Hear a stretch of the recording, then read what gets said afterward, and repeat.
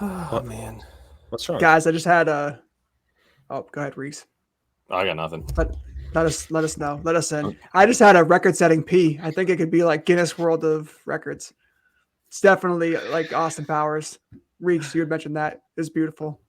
Hey, dude, I have one of those all the time because I have a pretty good bladder when I'm drinking. But when I drink, I'm in there for like 5 minutes. I'll be back in a half hour, just in case I need a break in the middle. When's the last time you read a Guinness World of Book Records? The actual book. 1999. 2001. I had the about 99 right. one. It was fantastic. Yeah, I think I had the 2001. Homeschoolers. Welcome to Just the Tip, a fantasy football podcast with your tippers, Matt, Disfatt-Bidge. These are just our tips, so take them easy, take them hard. It's up to you. Ryan, the Tagless Haynes, Most bizarre Haynes brief that there's ever been. and Matt, I.R. Regan. Yeah, I hear you, and I definitely would take the shot on it because you'd be dumb not to. Coming to you from the heart of New England. Get ready to take some tips. You can't tell we are coming to the end of our divisional breakdowns. So, guys, we made it. We made it. Last set, best set. This last breakdown app, it might not be our best, but we'll see. So good. We'll see. We are recording August 2nd, 36 days away till NFL kickoff on that Thursday night, 40 days until Sunday NFL kickoff, which I think is like the real season. That's really looking at your lineups and full tilts and everything. Regan, when do you look at your squads on NFL Sunday? You set your When? lineup. Yeah. Oh, yeah. Set your I lineup. am looking until 12:59 all the way, 12:50? and then I don't look until halftime, and I don't look till after the game. And the same thing with the other ones. Do not stress yourself out because it's too much. You get too angry, and then you don't get to enjoy the games. Enjoy fantasy, but also enjoy the games. I gotcha. You look quick. You see who you got to root for and root against. So You calculate like it all in your head. Anyway. yeah. I have too much anxiety not knowing what's happening. Oh man, that was that super. Oh, go ahead. So wait, Ryan, do you like hook it up to your TV so you notice all the points going? You ever have that system set up? I was actually gonna do that. No, I have not done that, but I'm pretty just cool. always on the go in the fall, so I'm always on my phone, just checking updates. I try to give it like a 20-minute break in between, but man, it gets the better of me. I gotta pop like a Buspirone or something. If you takers don't know, I don't know either. It's gibberish. It's anxiety medication. If you takers don't know, Ryan is a basic bitch, so he doesn't watch Sunday football. He's out there pumpkin picking in the fall and apple picking and all that, and making 100%. apple crisp. Apple cider t-shirt. donuts, orange that is good. t-shirts, pumpkin beers. Absolutely. Yoga pants. Can't wear your Haynes briefs under that. I mean, stretchy, flexible. Usually he wears the extra long shirt so it covers it. It covers the lines, the seams. Makes sense. Chicks dig Makes that. sense. The Sometimes Ugg boots. The Uggs for men. Yeah. I hear they're so good. comfortable. But nice. anyway, we will get into our NFC West breakdown. We talked about the news in our last episode. Go check that out. Because we're recording 2 back-to-back, because next week we are getting into our rankings. We'll have Ryan, your bold predictions. Are those coming up next week? Maybe not. We might have to delay those a little further out. We'll see.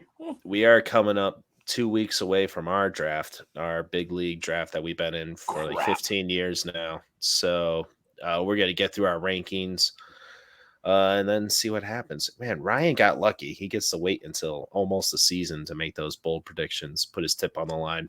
So You called his league an actual league. I thought it was just charity. For you, yeah. Oh, yeah. all right. He didn't get the I memo, didn't Ryan. Not win on purpose. Or did I know. Maybe you'll let me win your league this year. No. Can we not make it an 8-seeded playoff at least? Can we make it That a was 6? 1 year. And it screwed me over. It was the 1 like seed year losing 5. to Get the off 8th. my back. 8-seeded playoffs are the worst. They're the worst. It didn't update it. Yeah, I lost to the. I won, by the way. Big that one. Lost to the 8th seed. Terrible. Anyway, so you can, if you haven't tuned us out already, you're watching us on YouTube. Just a Tip, a fantasy football podcast. You can like and subscribe. Be much appreciated. And listen to us. Apple, Spotify, Google, and Amazon. Download the episodes. You are doing that, takers. You are taking our tips left and right. Everywhere in between. Much appreciated. Somebody from Russia was downloading us. I guess they're not too busy anymore. England. Do they have internet there still? I don't know. One guy has internet. Crack the code. Too busy. Some bot out there. Oh, that's awful. Edit that out. Canceled. Anyway, we're going to get into the NFC West. I'm losing it, guys. I'm losing it. It's late. We are getting into the NFC West divisional breakdown. And guys, I say we just get it over with and get into this. That's what she said. All right. Perhaps play a little game called Just a Tip. Just for a second, just to see how it feels.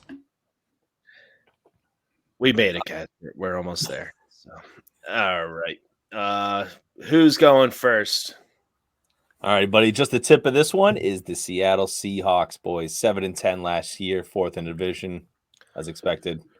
Just kidding. That was not expected at all. Rookies, they got Kenneth Walker. I'm excited about him. We'll talk about him a little bit. Veterans, Drew Lock, Noah Fant in their trade for Russell Wilson with Denver. Yeah, both those guys. I'm not looking forward to this year. Either way, this team is going to suck, at least fantasy-wise. I'm not excited about it. The team does seem to come in pairs, though. So we have at QB, Geno Smith or Drew Lock. Who's going to suck less? Let's find out. Rashad Penny, Kenneth Walker, like the rookie, like I mentioned. Obviously, I'm leaning Penny, and it's really just if he stays healthy. He really finished last year on a tear, and it was awesome to see. We've been waiting to see that. And at wide receiver, we had DK Metcalf, who just got a new deal, and Tyler Lockett. Who gets the most targets, who does most with them, we'll see.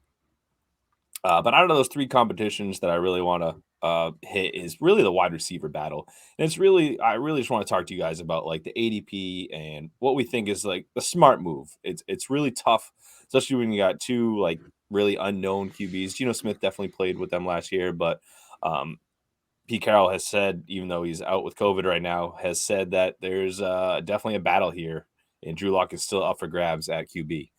So that's a tough one.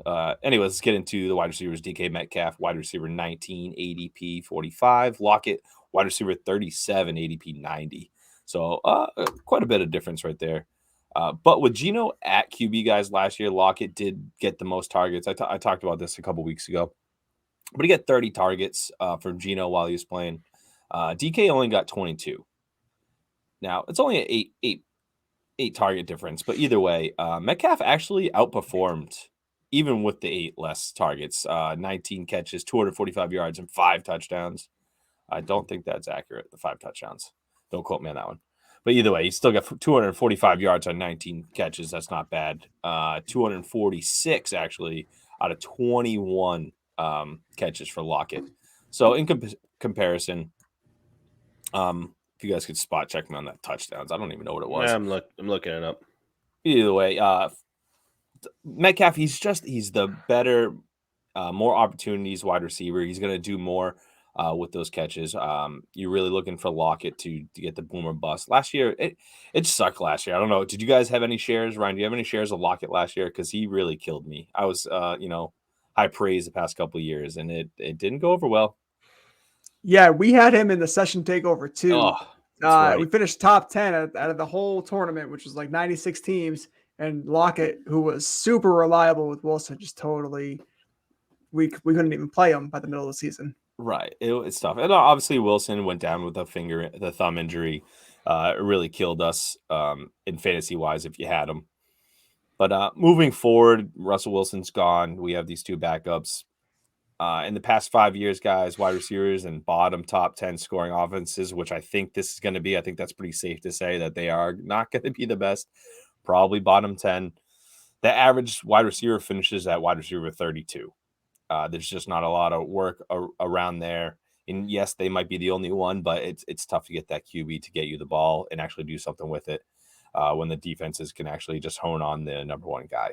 So as long as Lockett and Metcalf really, bring it back up this year, they can help each other out. But I'm just not feeling it. Out of those 5 years, there's only been 20 wide receivers that finished in the top 24.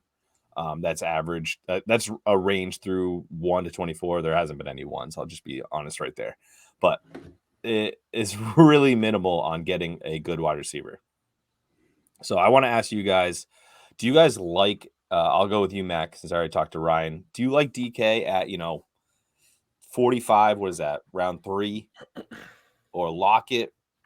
What is that, round 5, 6, 7? ADP 90?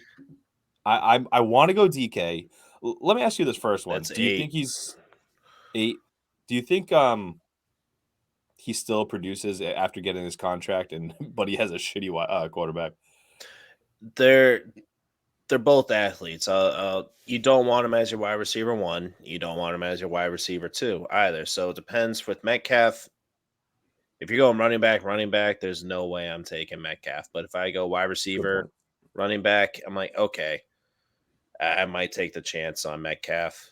If I go another running back and take him as my wide receiver 2. He's still beast athlete, and he had 4 touchdowns in that span, not 5. But everything else was correct. 4, gotcha. 3 in 1 game. But yeah, the game plan will be around the running game.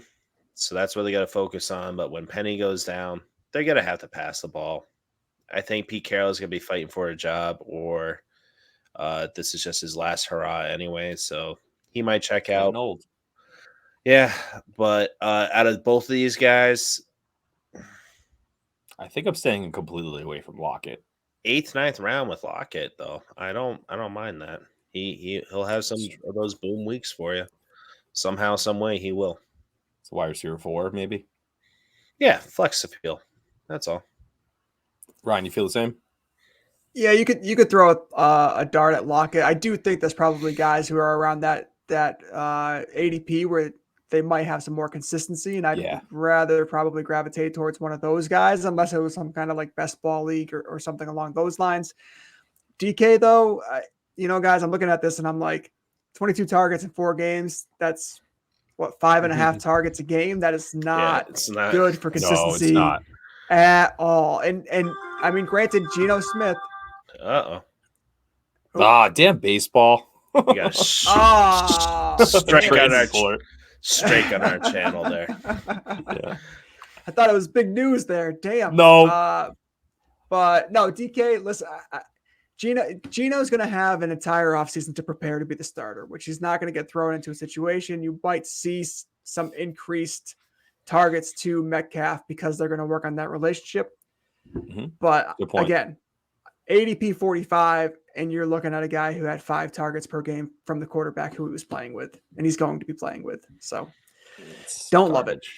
Yeah, I'm going to try to stay away from them. If you can get DK at a premium, meaning farther down the draft board, definitely take a shot on it. And then I'll just finish off with Rashad Penny, guys. I'm still going to take him as an RB2 for me. I think he's a good RB2 with the work I think he's going to get.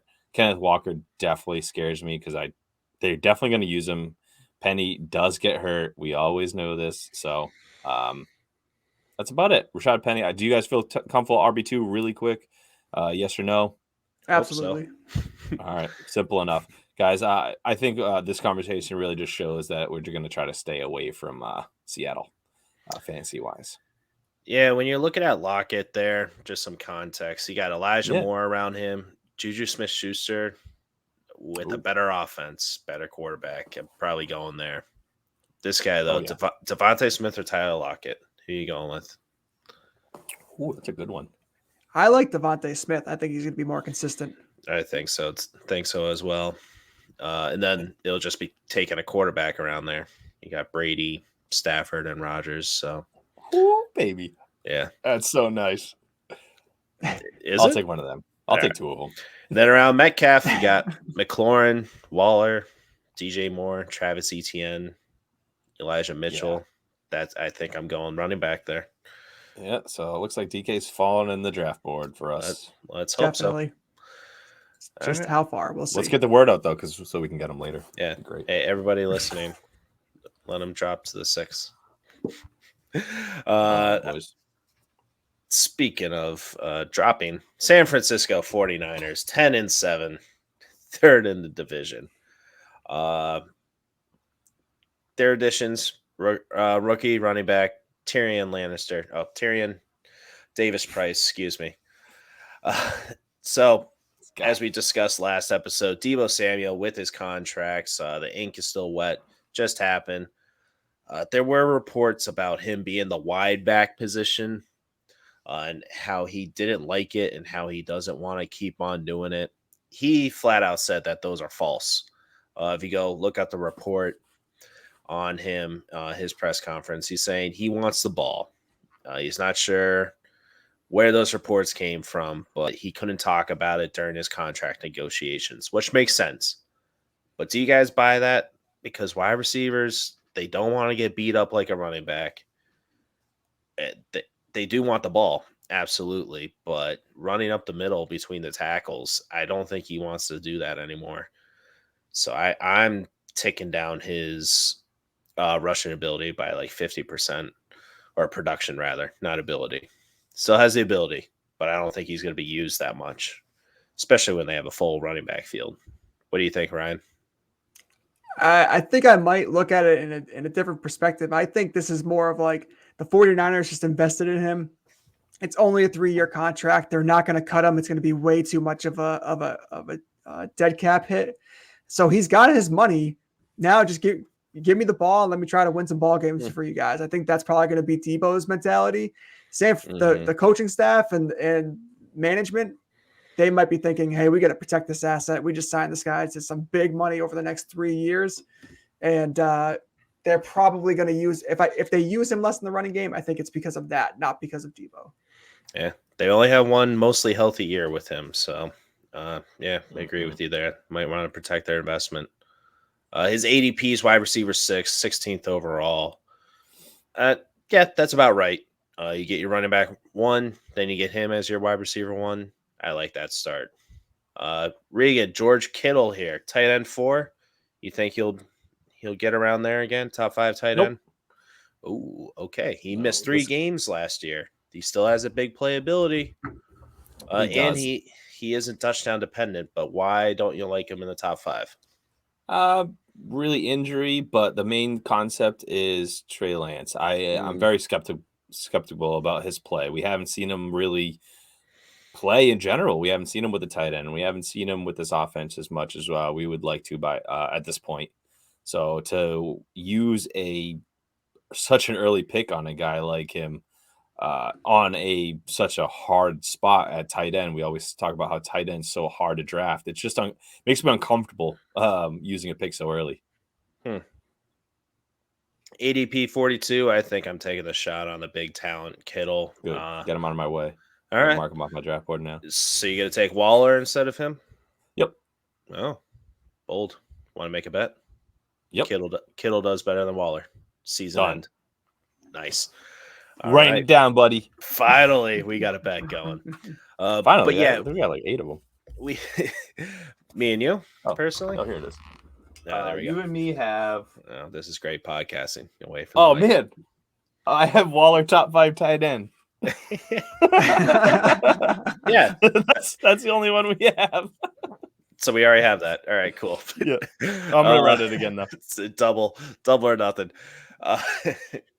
Anyway, yeah, we have a very small sample size of Trey Lance, so I was going to talk about him. Might as well right now. You're watching training camp videos. Not a tight spiral, man. It's not like Tua, who's slinging it deep to Tyreek Hill and stuff. But you got Brandon Ayuk making some noise in training camp, man. He made a sweet catch from that wobbly throw from Lance that looked really gross. So I'm expecting a bounce back year from Ayuk, but he has been inconsistent. If Kyle Shanahan doesn't like you, he's not going to use you. So there's stretches of relevance with him. He has some flex appeal, though. ADP 99. So worth a late shot. But yeah, Trey Lance, that rushing upside, I think he's getting a bit too overhyped, Ryan. A lot of people saying he's going to be like Jalen Hurts, but he's going to be better. He had a year to sit, and he's in a better offense, and blah, blah, blah. I think he's getting overhyped. I don't think he's quite ready, but they believe in him. His ADP is 103. QB 13 is his ranking. That's fine, as long as you can get him there. But once, hi, Allen, especially in your league, you're going to be taking him in like the 5th round. I know you're not going to let anybody else take him. So, too rich for my blood. But you love Trey Lance. We have a bet that Hurts is going to do better than Trey Lance, vice versa. Talk some sense into me. How is he going to be a top 5 quarterback this year? I think all of those points that you just had mentioned, and obviously it's super subjective. We don't know for sure, but I do think he's in a better offense. I think he has a better coaching staff. I think his weapons are more dynamic. I think his offensive line might not be better. The Eagles have a pretty dynamic offensive line, they but and obviously, like, I don't know, bigger body type, bigger arm. Played at what school did he play at? Did he play at Bama? Let's see, like a high-powered school? No, Trey Lance was North Dakota State. North Dakota State, State. Not Carson too much Wentz, competition. No name. Carson Wentz too. That's right. Yep. I don't know. We'll see. The throws haven't been looking that great, though. Sorry, Alan, to burst your bubble. But the running back room, this is where I'm nervous to draft anyone. Like, I'm willing to take all the rest of the guys at their current ADP. But this rotation that they got going, Jeff Wilson is coming back. There's reports and saying that the rookie, Tyrion Lannister, he's going to be getting the goal line work and short downs work with the running quarterback in Trey Lance. So look for the RPOs where the running back's not going to get enough opportunity because Trey Lance will make a read and then he'll keep it and skirt off for a 25-yard rush. Eli Mitchell, my bust candidate from this team and for the year. He did great last year, filling in, big waiver pickup. What did you spend? 90 in fab on him, Ryan, last year to get him. Hell yeah, dude. And it was worth it. I don't think this year, though. But he is their top option. He is their number one. But we rarely see, I think 6 years in a row now, for San Fran to have a repeat running back. I think the last one was Frank Gore. Old reliable. To be the number one running back on the team. I have a couple of counters to you. Are you good? Have you made all your points? One more. Okay, he is a stud. So if anybody from this running back field I'm going to take, it will be Mitchell. But at this ADP, beginning of the 5th round, you got Breece Hall right there, or Eli Mitchell. I think I'm going Breece Hall, who doesn't have as much competition in the backfield with him. Michael Carter got hurt today. And they traded up for Breece Hall because they see the talent and they need him to run the ball for the Jets. Go ahead, Ryan. Take it away. Yeah, listen, I'm okay with taking Breece Hall over Eli Mitchell. I'm certainly not super high on him, but I do. I was looking back into that running back history with the Shanahan offense, because that's a lot of people make that point where it's like, oh, he hasn't had, the same running back hasn't been the guy year after year, but it's always either due to like injury. It's always injury. Yep. If you date back to, I think it was when Gore left, they brought in Tevin Coleman, and then Mostert took the job from Coleman. Most hurt took that job. So then he goes into the next year as a starter running back, and then he gets hurt, and then Jeff Wilson takes a job. And I think everybody knows that Jeff Wilson isn't a running back one, but then he starts the next year as the running back one because Most hurt is on, IR. And then Eli Mitchell takes the job from Jeff Wilson after he gets hurt. So I mean, it's really I think just we a missed matter of Matt injury. Breida. Matt Breida was in there Matt somewhere Breida, too. but it's not. What my point is like it's not a scheme thing from Kyle No. Shanahan. It's just like a circumstantial thing that just tends to happen. One article that I read about the Niners was talking about how this particular writer thought that Eli Mitchell was actually going to benefit from the competition because when Mostert had that big year, it was Tevin Coleman early, ground and pound, wear out the defense, insert your speedster, big play, big play, big play. And they were saying that could be Eli Mitchell this year. And I'd love to see it. I think he's a tremendous talent, and I hope he gets used the way that he should. Huh. All right. So it's Trey Sermon's time to shine. All right, cool. Hell no. No talking Trey Sermon anywhere. He's off the map. Do we drop him from our dynasty leagues? Not drop him, but you're not feeling good about him. That's for damn sure. He's expendable. All right. Ryan, you might as well, unless you need a break. No, yeah. Okay. Arizona Cardinals, 11-6 in 2021, second in the division. Key additions, they add rookie tight end Trey McBride.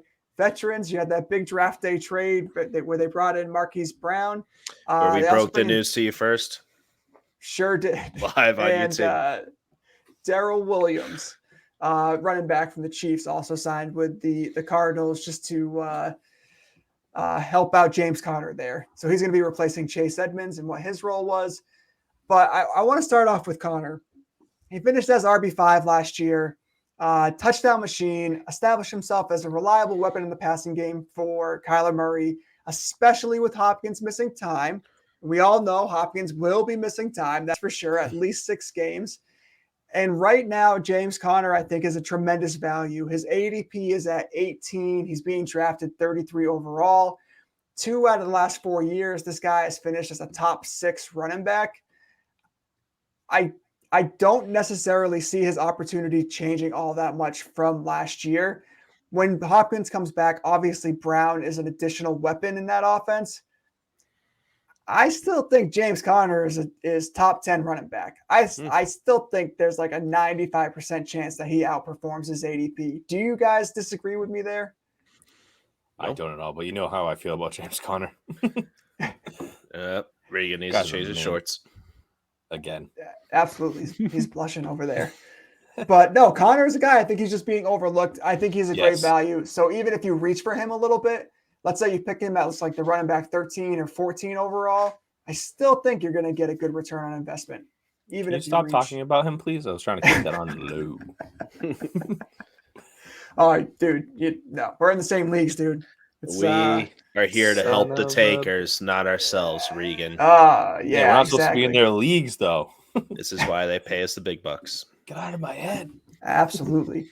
The next guy I want to just touch on real quick, Marquise Brown. I think he's in for a big year. Wide receiver 23 is his ADP. Overall 53. I think he can easily land in the top 20 just based off of opportunity. Again, referencing Hopkins missing some time. Brown's coming off his biggest season, 145 targets, 91 receptions, over 1,000 yards. He obviously has that pre-existing relationship that he has with Kyler Murray. We touched on that, I believe, a little bit when we were breaking down the Kyler Murray extension during the NFC South breakdown. So you can go back and look at that. But I do think that his big boom games are going to be front-loaded. When Hopkins comes back, it could get a bit inconsistent, but I still think end of the season he's a top 20 wide receiver. Yeah, he was wide receiver 7 through like week 6 or 8. I'm looking up right now, but definitely week 6. I like Marquise Brown, especially at his ADP, and they're gonna need him. And I don't really trust Hopkins from taking away too much away from him. Once he's established in that offense. So I get it, but I think Hopkins might take a bit to get going as well. Yeah. Absolutely. I think people kind of have overlooked that the suspension has kind of shadowed that Hopkins is coming back from an injury. Mm-hmm. And he's 30 going on 31 years old. So but he has those PEDs in him. In his system. He'll be all right. Yeah, sure. He does. Yeah. But still they last. How long did those last? Did he take about 2 days. ER extended release? I don't know. It's all sketchy, off the market stuff. I can't keep up with it anymore. Also, you did. I for a never. while. I never have. I'm just kidding. Last guy I want to touch on Don't here, start Zach that rumor. Ertz. Look at this guy touching on guys. Oh I my love god, touching guys, especially Jeez. Zach Ertz. You ever see him? Dude's handsome. Hey, dude, actually, don't mind him this year. Tight end 5 last year. I think I'll keep it short. I think he's just going to be like tight end 7 to 10. Honestly, I think Hopkins comes back. You have a lot of people to kind of. Kyler's going to have a lot of options. You might see less targets just due to that alone. Mm-hmm. He's ceiling. I'd say ceiling's probably like top 3. Barring some injuries to a few players, and then 7 to 10 is probably where he ends up. So you're not worried about Trey McBride at all? I'm not. No. I was just curious. It's the tight end. We always talk about it. It takes a year before they even become relevant at all. At least a year. A couple right. sometimes, and especially in his case, he's not that sought out after. And Ertz signed a contract this offseason, so they're definitely going to use him. He benefited the most with Hopkins out last year, and Kyler Murray's going to need him. So I love him as my late round tight end pick. Absolutely. Great value either way. Mm-hmm. Breeks, send us home, dude. All right, guys. Send us to LA. Yeah, we're just going to talk about these guys. I feel like we've talked about them a lot of late. So we can just have, a little brainstorm. So we're talking about the Los Angeles Rams, 12-5 last year, Super Bowl champions, won in their division.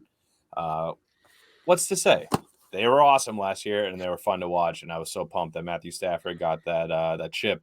It was awesome. The fantasy-wise, everything. Rookies, they got Kyron Williams. He does already have a broken foot, I believe. He got in June, so he's going to be out for a little bit. Veterans, they got Allen Robinson. They shipped out Robert Woods to Tennessee. And OBJ is now a free agent. So Allen Robinson's their number 2, kind of just taking over the Robert Woods spot. Obviously, the numbers a little skewed. Allen Robinson went down last year with an ACL tear, and OBJ was there for a little bit. The wide receiver 2, so Robert Woods got 500 and something yards. It wasn't too much. It was like 65 yards a game. It averaged out to be when he was there. So that's what Allen Robinson should be looking for. Had about 5 touchdowns. But Allen Robinson has been a big part of this offense. And Cooper Kupp is definitely not going to be able to do what he did last year. It just doesn't work out like that. I still expect him to be number 1 overall, but the numbers are definitely going to come down a little bit. And I think Allen Robinson can take that over. We have to remember that Allen Robinson's only 1 year out from a career high, 102 catches, 1,250 yards, and 6 touchdowns. So we definitely have to keep that in mind going forward. He's still a stud. And he hasn't got much work, in Chicago, especially last year. It was pretty rough to watch. I think we're all kind of know Stafford and Kupp studs automatically. So really the question is wide receivers 3. Van Jefferson just went down with an injury. I believe it was a knee. He's going to be out for a little bit. So Mac, OBJ going to come back, you think? That opening? Yeah, but he won't be ready until later in the fall. So, see, that's rough. I think that will definitely hurt Allen Robinson later on if that is the case. So keep an eye on that. I would love to grab Allen Robinson as my number 2, knowing that there isn't another, decent wide receiver there. I think that wide receiver 3 spot's really just going to be somebody random. But I would definitely take a look at that because really, like in daily fantasy, the wide receiver 3 for the Rams can be played, especially versus a weak offense. But I think the real conversation, as usual, is the running backs. So there was news that came out today that Darrell Henderson's getting quite a bit of work with the ones. McVay, Mac, is McVay not liking Akers, you think? So he never talks about Akers alone. Per se. Correct. He groups all the running backs together. He won't single him out with praise. He'll praise them all together. It's very strange. Mm-hmm. Not like how he did with Gurley and Sony Michel. It's strange, So Darrell Henderson, when he was there, so Cam Akers obviously went down last year with Achilles, came back way earlier than everyone thought. did not do well. Like I said, we've talked about this a bunch, but just for other people's information, he came back way too early, did horrible, was averaging like 2.6 yards a carry, really shitty. But while he was out, Darrell Henderson, through weeks 1 through 12, I believe, averaged 15.7 fantasy points per game. He got hurt. Sonny Michel pretty much stepped in. Weeks 13 through 18, Sonny Michel averaged 14.8 fantasy points per game. That left them at running back 15 and 18 on for averages for the year, or that time, I should say. But Cam Akers definitely has the pass game. Neither of these guys have the pass game. Sean McVay's talked about it. I have a quote right here. I'm not going to read the whole thing, but he's like, obviously, Cam Akers, he's a great running back, and his ability to pass catch is coming out of the backfield is great. We can even put him outside as slot receiver. I think in my head, there's no reason why the offense should change. Like I said last week, the number one running back gets about 20 carries a game, which breaks down to about 60% of the carries per game. That means there's still 40% of the carries to go to Henderson. I think that's a pretty even split, but on average, the 60% is 20 carries. I think that's exactly what Cam Akers can handle. Having a little help on the side from Henderson, I think, is going to be great for him. And then we're forgetting about the catches he's going to have out of the backfield. It's simple enough, especially if Matt keeps reminding me that Stafford has a hurt elbow and stuff like that. And I was like, oh, Cam Akers is going to get more catches. This is great. They're limiting him in his throwing in training camp. So watch out. That's it. Now, honestly, Mac, that's definitely huge to watch. I'm not too worried about it yet because there hasn't been too much talk about it. They said he looks pretty good. He's dealt with this for a couple of years, or at least last year, and still produced at a high level. So do either of you guys have anything to say about this Henderson Akers thing? Ryan, I kind of know how you feel about this. I'm thinking most likely he's still going to get 60% of the carries. I think that's going to happen. Even if they go 50-50, there's nobody there except for Kyren Williams, their rookie, but he's going to be coming back slow. He's got to learn the offense. Obviously, he's coming back from an injury, so it's really just going to be Henderson and Akers, especially during fantasy time. I think Williams will be coming in, later on in the season, maybe even after the fantasy championship. So I'm not too worried about this. And then the upside to Akers pass catching, I think it's a no-brainer that this guy is a great pick, and you get him. I got to look at his ADP. I don't remember it, but it was just his value is insane for a possible RB1. And you know my bold predictions. So yeah, I think that balance is going to be huge, and like you're saying, Reeks, like even if it were 15 to 18 attempts per game, which I think Akers is certainly going to be able to have that volume. If you're multiplying that by say 4 yards a carry on the season times 18, 72 yards per game, and then you add in some catches and 30, 40 yards receiving, like you're right there, you're at 12, 13 points without even considering any touchdown production. So I think Cam Akers is certainly going to be a top 15 running back. I think he'd be a top 12 running back. I think he's of really good value in the drafts this year at his current ADP. Round three or something like that. I'm hoping more of this news comes out and people start getting a little bit more skittish about Cam Akers and he slips a bit. That's my hope. A good point. And this was really just what I wanted to talk about because we've beaten this conversation down the past couple of weeks. So I just really wanted to get your guys' feel about this whole news and stuff like that. So I think it's kind of funny. Mac, do you feel any better about Cam Akers? No. Well, you probably shouldn't, right? Do you feel worse? I guess is the real question. Not really. I don't trust him. Not this year. Next year, maybe. I got to see it. Kyren Williams is known for his pass catching, so that's what I'm worried about. I'm worried about him next year. I want him to go to Cincinnati, but oh well. Oof. Samaje Perine is also injured. Yeah, it's Chris Evans will be getting the third down work. Yeah. There has been word that they were already fighting for the position anyway. Samaje Perine.